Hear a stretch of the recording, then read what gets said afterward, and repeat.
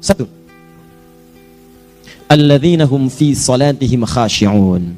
Syarat pertama, kalau ingin mendapatkan surga Firdaus tadi dan kebahagiaannya diturunkan ke bumi, dibawa sampai mati, masuk ke alam kubur lebih bahagia lagi, maka amalan pertama untuk melatih menguatkan iman itu, coba berlatih untuk menunaikan salat dengan khusyuk. Kalau Anda kerjakan benar salat ini, maka apa yang Anda dapatkan? Teman-teman ingat betul, saya mau tanya sebentar. Keabadian yang abadi disebut dengan sa'id. Kalau kita ingin turunkan ke dunia percikannya, kita dapatkan usahanya disebut dengan apa? Masih ingat?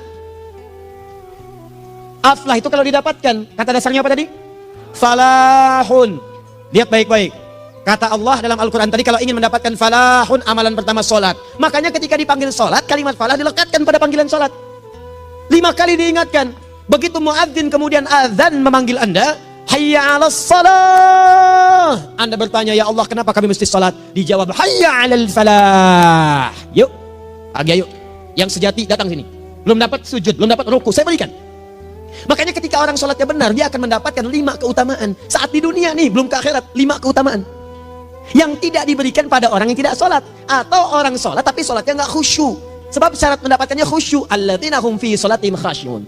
Bukan alladzina hum fi salatihim saja, tapi ada kalimat khasyi'un. Artinya yang tidak khusyuk saja nggak akan dapat, apalagi yang nggak salat. Apa yang 5 ini? Lihat baik-baik. 1, orang yang salatnya benar, pertama kali sebelum mendapatkan kebahagiaan hakiki dari Allah Subhanahu wa taala, akan dirubah dulu perilaku hidupnya menjadi perilaku yang lebih baik. Kalau orang itu salatnya benar, maka salat itu akan melatih dia untuk berubah, bertransformasi jadi orang baik. Itu ada di Quran surah ke-29 ayat ke-45. Innas salata tanha 'anil fahsya'i wal munkar. Sumber keburukan cuma 2, kalau bukan fahsya itu munkar. Maaf, pornografi, porno aksi, LGBT, kata-kata jorok, kotor itu fahsya. Di orang salat kata Allah, mustahil berkata-kata kotor. Orang salat tidak akan pernah mencela. Orang salat tidak punya kata-kata jorok. Jadi kalau ada sekarang orang yang salat senang mencela orang lain, itu berarti ada masalah dalam salatnya. Dan dia belum dijamin sebagai ahli surga terbaik. Dan hidupnya nggak bahagia. Nggak bahagia. Aneh nih. Salat tapi senang celah orang. Aneh. Aneh. Yang paling bahaya adalah menikmati celahannya. Itu yang paling aneh. Anda ngaji, Anda ikut taklim, taklimnya sesuai Quran, taklimnya petunjuk sunnah. Anda sholat, Anda puasa, tapi Anda masih senang mencela orang lain dan menikmati celahan itu. Kalau nggak mencela, kayaknya nggak komplit kehidupan. Maka ada yang salah dengan ibadah Anda. Ada yang keliru. Karena mustahil taat bertemu dengan maksiat. Itu mustahil. Mungkar, keburukan yang diingkari oleh hati. Sumbernya nafsu perut dengan akal. Bohong, mencuri, menipu, membunuh, merampok, membegal, mabuk dan sebagainya.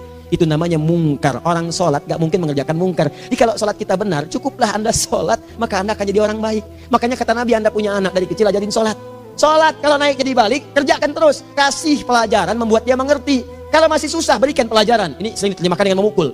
Mukul di Arab beda dengan konteks mukul sekarang. Mukul di Arab tuh ngasih pelajaran supaya ngerti. Anda bisa terjemahkan dengan konteks lain. Uang jajannya tahan, yang kesukaannya simpan dulu.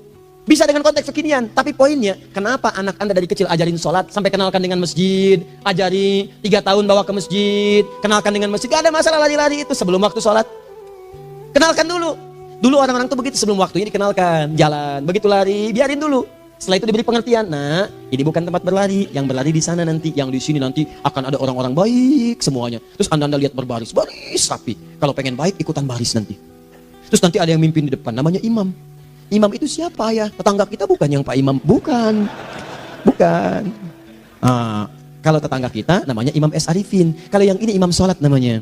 Imam Sholat itu nanti akan pimpin menyembah Allah. Allah siapa ya? Allah itulah yang memberikan ayah rizki. Allah itu yang memberikan ayah rizki sehingga bisa beli tobot buat kakak.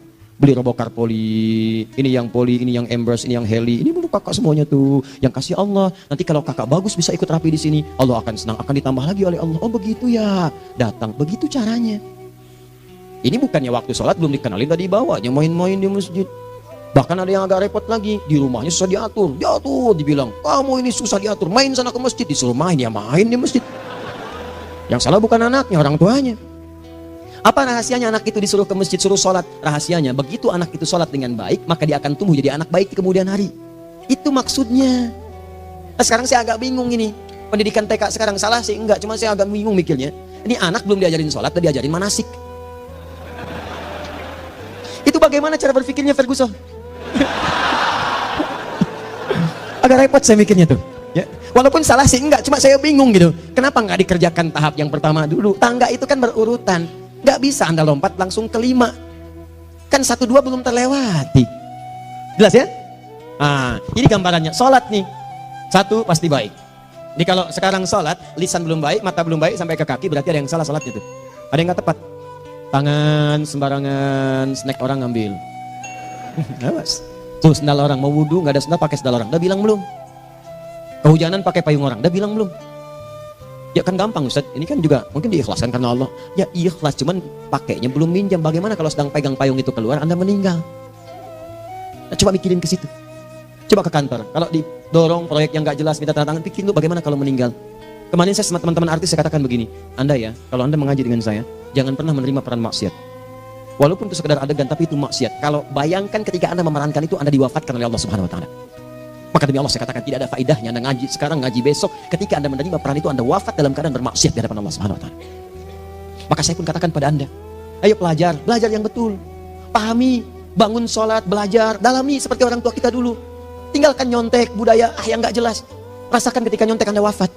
Apa yang Anda dapatkan? Di Libya itu kalau nyontek, di Libya ya, ini saya pernah sekolah di Libya nih. Itu kalau nyontek di Libya dulu. Dan rekornya 100% ketahuan. Begitu sudah selesai, cuma jeda 2 jam, langsung ada panggilan. Si fulan silahkan datang ke kantor. Apa yang disediakan di kantor sudah siap. Anda diberi waktu 2 jam dari sekarang, siapkan beres-beres koper Anda. Di sini tertulis Anda akan pulang. Tiketnya sudah lengkap, dikawal 2 orang. Dituliskan di situ anak ini nyontek, gak boleh kembali ke sini. Libya. Gak ada zero tolerance bagi yang seperti itu. Keluar. Kami gak terima di sini. Harusnya begitu. Gak ada faedahnya. Yang kita butuhkan amalan dari ilmu, bukan nilai-nilai itu sementara. Gak ada. Sudah. Nah ini akhirnya begini kualitasnya nih. Tertulis di ijazahnya bagus, cum laude, IPK-nya 4, tapi nggak ada aplikasinya. Yang pintar banyak, kita butuh yang baik, pintar yang baik. Sekarang yang pintar banyak, kepintarannya dipakai untuk nipu orang. Itu yang bahaya. Ahli hukum banyak yang dihukum. Ahli ekonomi tidak bisa mengangkat perekonomian. Apa yang salah? Apa yang salah? Ini yang jadi persoalan. Tapi dasar manusia, begitu di sidang mulai pakai peci, pakai baju koko, pakai tasbih, dan pakai kerudung. Luar biasa. Nih, 2. Orang kalau salatnya benar, Allah akan berikan ketenangan dalam jiwanya. Tenang hatinya.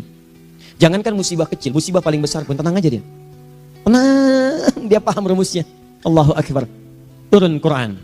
Surah ke-13 ayat ke-28. Ala bidzikrillahi tatmainnul.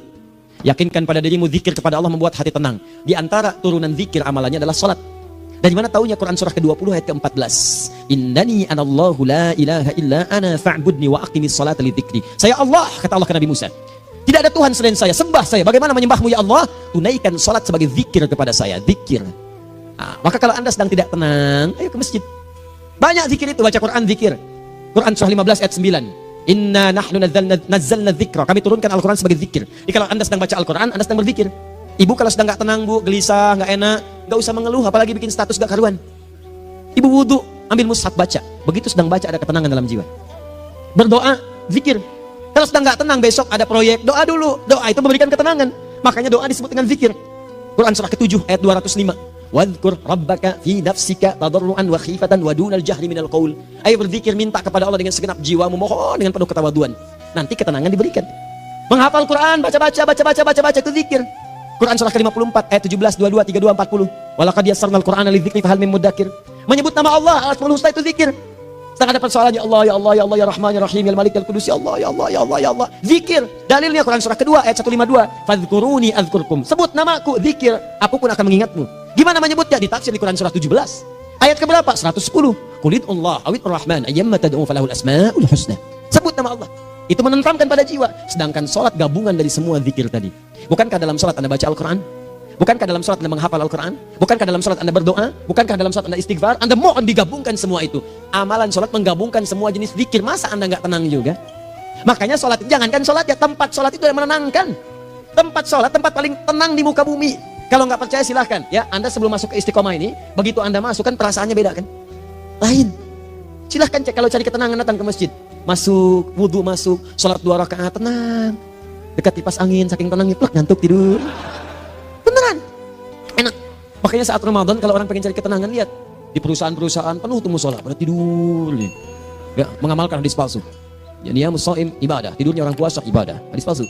Nah, itu teman-teman. Itu gambarannya, tiga. Orang yang salatnya khusyuk benar, itu dijamin langsung oleh Allah Subhanahu Wa Taala akan dimudahkan semua urusan hidupnya termasuk rezekinya. Itu yang saya katakan. Jadi saya katakan tadi, di akhirat ini, di surga, rezeki tinggal ngambil. Anda kalau benar sholatnya, itu langsung dijanjikan oleh Allah. Rezeki itu nggak perlu Anda banyak pikirkan. Ikhtiar sedikit, datang. Bahkan dari sisi yang tidak Anda duga. Apa dalilnya? Quran surah ke-65 ayat 2 dan 3. Ditafsir di Al-Baqarah ayat 2 dan 3. Wa may yattaqillaha yaj'al lahu makhraja. Ada orang yang meningkatkan takwanya kepada Allah, kami mudahkan urusan hidupnya. Setiap persoalannya diberikan jalan keluar, mudah. Solusi. Setiap ada problematika, ada solusi. Wa yarzuqhu min haitsu la yahtasib.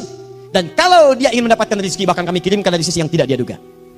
Orang lain capek ini datang lagi, tawaran proyek datang lagi. Utsman tuh Masya Allah, kayanya banyak. Tapi yang paling dirindukan bukan saat mendapatkan peningkatan omsetnya, yaitu saat dia mendapatkan waktu khusus dengan Allah untuk sholat. Malam hari, sampai-sampainya sempat sholat tahajud sampai khatam Al-Quran. Abdurrahman bin Auf demikian, Tamim Ad-Dari demikian. Sholat, karena tahu sholat itu meningkatkan rizki. Karena tahu kuncinya ada di situ, Allah yang punya rizki. Disebut dengan Razak, pemilik rizki. Maka saya harus punya hubungan dekat dengan Allah. Kalau sudah punya hubungan dekat, mau apa aja gampang. Belum minta, udah diperhatikan. Silahkan cek, Anda punya hubungan baik dengan bos Anda di kantor. Ya, sebelum Anda minta, beliau udah pikirin tuh. Telepon bendahara. Dia udah ngambil belum gajinya? Belum Pak, tambahkan bonus sekian. Kenapa? Karena dia mengawasi Anda. Allah maha tahu dibandingkan dengan bos Anda. Mendekat kepada Allah, semua diperhatikan oleh Allah. Siapa orang takwa itu? Kalimat takwa pertama di Al-Quran, Al-Baqarah ayat 2. Amalannya ayat 3. Dzalikal kitabu la raiba fihi hudal lil. Siapa muttaqin itu? Ayat 3-nya. Alladzina yu'minuna bil ghaib wa yuqimunas shalah. Gampang. Kalau pengen mudah hidupnya gampang. Biaya nggak mahal, tenaga nggak banyak. Tingkatkan takwa. Nih. Kalau hidup Anda masih susah, di kantor champion, di rumah tangga bermasalah terus, atau sebaliknya, maka boleh jadi kalau gelar Anda tinggi, harta Anda banyak, tapi selalu punya masalah. Bukan Anda kurang hebat, bukan Anda kurang kedudukan, bukan Anda kurang kaya. Anda kurang takwa. Dan yang paling dahsyat, mungkin sholat Anda belum berkualitas. Orang yang sholatnya benar, khusyuk dia, bahkan saat sholat itu kalau dia minta, maka seketika doanya akan dikabulkan. Tanpa diskusi, langsung seketika. Contoh, Quran surah ketiga, ayat 38-39. Demi Allah saya katakan, Nabi Zakaria punya masalah, masalahnya pelik. Sudah berumah tangga, istrinya divonis monopos, maaf bahkan mandul. Gak mungkin punya keturunan. Maka apa yang beliau kerjakan? Secara singkat beliau sholat. Begitu sholat minta kepada Allah. Hunalika da'a Zakaria rabbah. Di mihrab itu beliau bermohon kepada Allah. Bermohonnya sambil sholat. Qala rabbi habli min ladunka dzurriyyatan thayyibah innaka sami'ud du'a. Ya Allah, mereka katakan saya nggak mungkin punya keturunan. Sekarang saya ingin katakan, ya Allah, saya hanya minta darimu saja, saya nggak akan dengarkan mereka. Ya Allah, mohon Engkau maha mendengar, ya Allah. Maha mendengar doa saya. Kalau kepada yang maha mendengar aja nggak mengabulkan, kepada siapa lagi saya mesti minta? Apa yang terjadi? Fanadatul malaikat wa huwa qa'imun yusalli fil mihrab. Turun malaikat mengabarkan, sedangkan beliau masih sholat, belum selesai dalam sholatnya. Sholat khusyuk itu belum selesai sholat aja dikabulkan, doa sudah turun. Sholatnya belum selesai, doa sudah dikabulkan. Anallahu yubashshiruka bi Yahya. Allah kasih kabar gembira. Doa kamu didengar, dikabulkan. Kamu akan punya anak. Namanya langsung dari Allah Yahya. Artinya hidup yang mustahil menurut manusia. Lahir seorang dari rahim perempuan yang menopus dan mandul, bayi yang hidup. Kata Allah, nggak ada yang mustahil bagiku. Jadi dan jadi dia. Berita baiknya, Nabi Zakaria sholat dikabulkan. Umat Nabi Muhammad sebelum sholat sudah ditunggu oleh Allah. Mau minta apa? Aku kabulkan sekarang. Hadisnya qudsi. Saya bacakan. Hadatsana qala Rasulullah sallallahu alaihi wasallam qala Allahu azza wa jalla qasamtu shalah baini wa baina abdi. Kata Allah, saya bagi dua ya, salat antara aku dengan hambaku. Wali abdi ma sa'ala. Kalau hambaku benar salatnya, aku berikan apapun yang dia minta sekarang. Idza qala al-abdu alhamdulillahi rabbil alamin. Bagian pertama, kalau hamba benar dibaca Al-Fatihahnya dari alhamdulillahi rabbil alamin, kalau Allah azza wa jalla, dijawab oleh Allah, hamadani abdi, hambaku sedang memujiku. Wa idza qala ar-rahmanir rahim, jika hambaku berkata ar-rahmanir rahim, kalau Allah azza wa jalla asna alayya abdi, hambaku sedang menyanjungku. Wa idza qala maliki yaumiddin, kalau Allah azza wa jalla majjadani abdi, kalau hambaku mengatakan maliki yaumiddin, kata Allah, hambaku sedang mengagungkanku. Perhatikan sekarang. Wa idza qala al-abdu iyyaka na'budu wa iyyaka nasta'in, jika hambaku berkata sekarang, ya Allah, kami sekarang ibadah salat menyembahmu, dan kami sekarang sedang punya masalah, kami hanya minta tolong kepadamu ya Rabb. Apa jawabannya? Beda dengan sebelumnya. Kata Allah, hadza baini wa baina abdi. Inilah perjanjian antara aku dengan hambaku. Wali abdi, kalau hambaku benar khusyuk salatnya sampai detik ini, baru sampai Al-Fatihah itu pun belum tuntas. Baru sampai Al-Fatihah itu pun belum tuntas. Kalau benar bacaannya betul, salatnya dari takbir sampai dengan selesainya, sampai ayat itu, iyyaka na'budu wa iyyaka nasta'in, kata Allah, masalah apapun yang dia minta sekarang, aku akan kabulkan. Besok saya kasih rahasia. Yang di KBP. Ada awal pembuka di awal sebelum Al-Fatihah yang kalau Anda benar bacanya, itu pengantar kepada pengambulan doa di Al-Fatihah. Apa itu? Besok. 5. Yang kelima ini yang paling diharapkan, dan ini penutup dalam kajian kita malam ini. Teman-teman sekalian, perhatikan baik-baik. Jika Anda benar mengerjakannya, maka Allah akan jamin langsung Anda akan mendapatkan kesuksesan dan kebahagiaan di semua aktivitas Anda. Kalau jadi suami yang sukses, rumah tangga yang bahagia. Kalau jadi pegawai yang sukses, dan di kantor bahagia. Masih ingat? Kesuksesan yang menghadirkan kebahagiaan, konteksnya dunia disebut dengan falah, dipegang disebut dengan aflah. Dikembalikan lagi ke atas, ke surah ke-23 ayat 1 dan 2. Qad aflahal mu'minun. Apa amalannya? Alladzina hum fi salatihim khashi'un. Persoalannya, kalau Anda salat belum mendapatkan satu di antara 5 ini, apa masalahnya? Pertama masalahnya, kata Al-Quran, boleh jadi yang salat itu belum khusyuk. Apa itu khusyuk? 2 maknanya, dan saya tutup di sini. Apa yang dua itu? Satu, kebanyakan orang sholat masih membawa dunia dalam sholatnya. Makanya kalau pengen khusyuk, kata Allah, maka Anda rasakan akan bertemu Allah. Rumusnya Quran surah kedua ayat 45 sampai 46.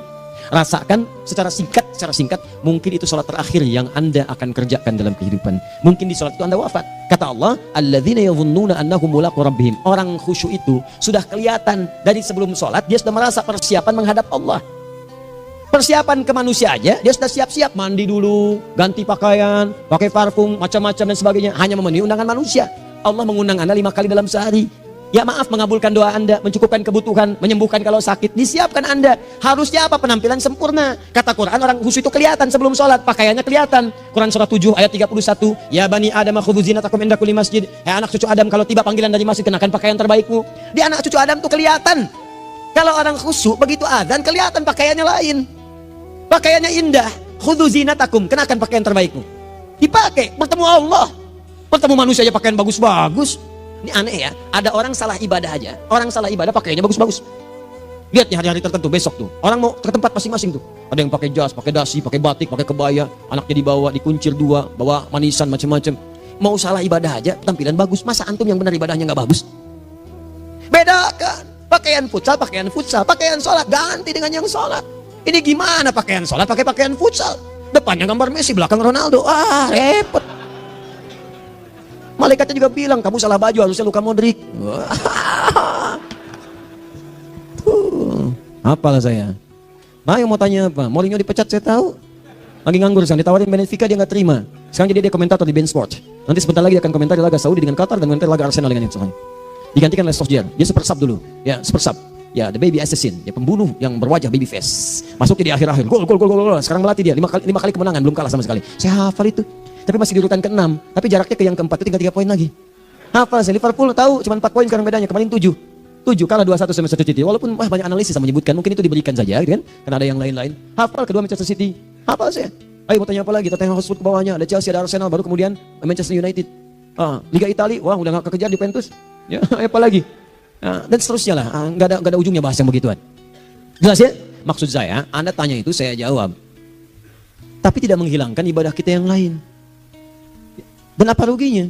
Ya tahajud dah. Apa yang bisa dikerjakan besok? Lihat besok. Ya kan tahajud kan bisa besok. Ada orang tahajud jam 10 pagi? Gak ada. Lebih baik Anda kerjakan malam tahajud. Yang tidak bisa dilihat malam, bisa dilihat besok.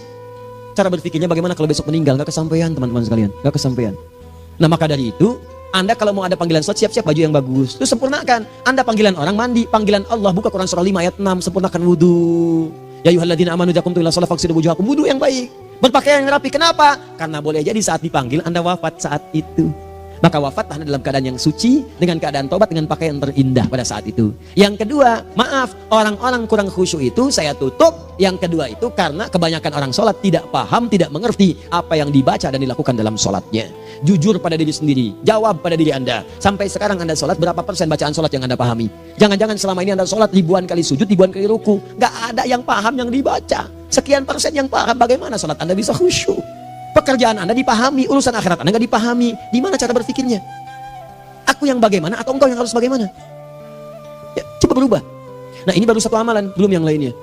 Ada 5 amalan lagi yang kalau kita bisa turunkan itu, selain salat yang khusyuk, maka jaminan tadi akan datang. Baru salat khusyuk aja 5 datang, apalagi ditambah dengan 5 amalan lainnya lagi. Demi Allah saya katakan, dunia kecil sekali, gak ada nilainya.